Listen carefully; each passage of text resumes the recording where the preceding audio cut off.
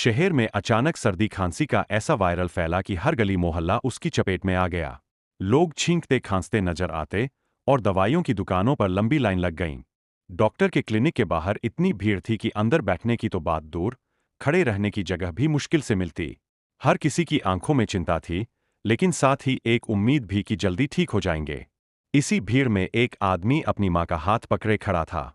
उसने मासूमियत से पूछा, माँ, ये सब लोग कब ठीक होंगे?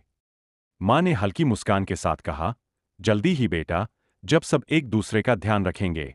और सच में, कुछ ही दिनों में शहर ने मिलकर इस बीमारी को हराना शुरू कर दिया।